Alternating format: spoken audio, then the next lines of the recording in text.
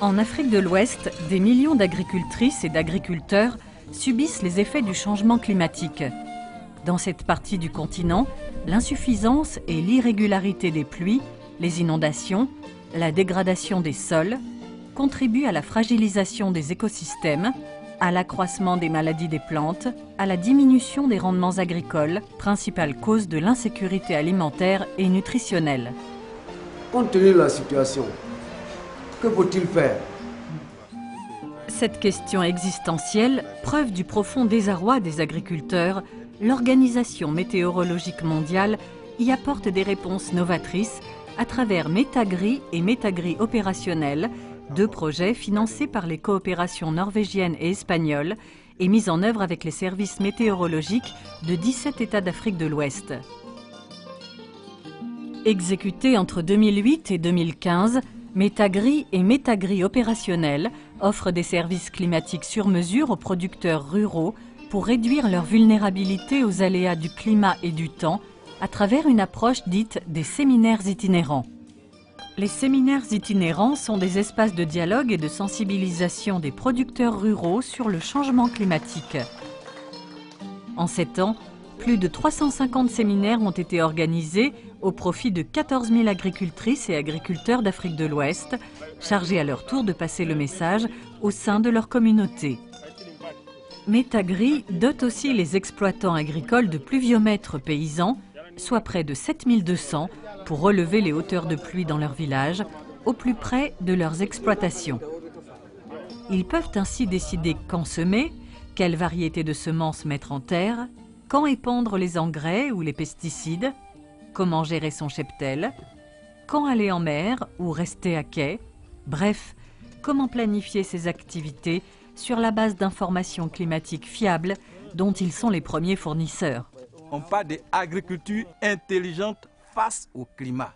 Et nous pensons que les services climatiques pourront jouer un rôle essentiel dans ce sens-là, afin de pouvoir développer une agriculture intelligente face au climat. En septembre 2016, les localités de Génois et Tandji en Gambie et de Bouaflé en Côte d'Ivoire ont abrité 3 séminaires itinérants, dont 2 organisés par le département des ressources en eau de Gambie et 1 par la direction de la météorologie nationale, la Sodexam de Côte d'Ivoire, 2 organismes gouvernementaux en charge des questions climatiques.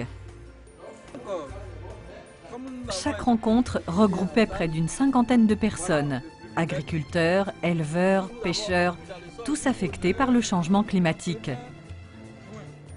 Les apprenants prennent généralement de bonnes résolutions à l'issue de ces formations qui sont très pratiques.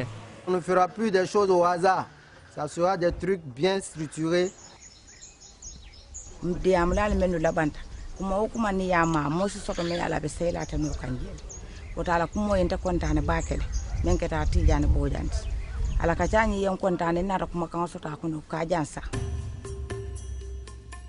Des études tentent à prouver que les agriculteurs qui intègrent l'information agrométéorologique dans leurs décisions de gestion enregistrent des gains sensibles de rendement et de revenus.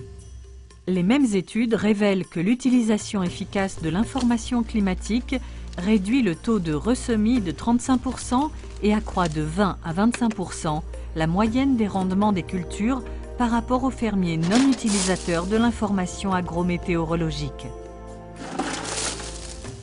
Boubier Francis Bazier, formé lui aussi en 2013 lors d'un séminaire itinérant organisé par la Direction générale de la météorologie du Burkina Faso, partage son expérience avec les paysans de Goundi, son village.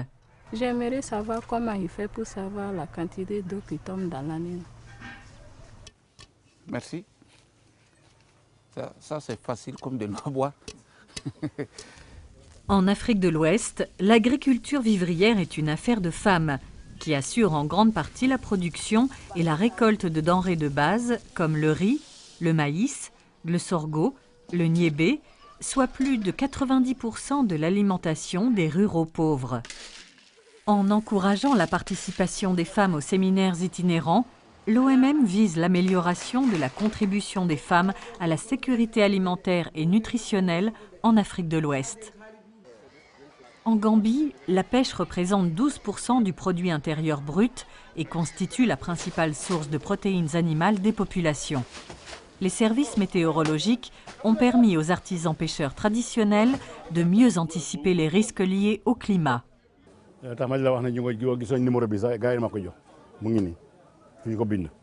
Cet homme explique que ce numéro de téléphone, remis par les services de la météorologie nationale gambienne, lui permet de joindre à tout moment un agent pour connaître l'état de la mer et ainsi partager les informations avec les autres pêcheurs.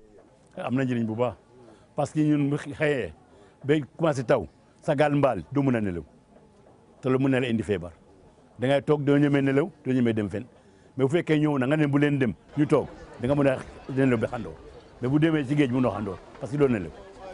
Des nuits plus apaisées, c'est la promesse du Code de la mer, adopté par de nombreux débarcadères, dont celui de Tandji. Some landing sites, they have started using traffic light signals.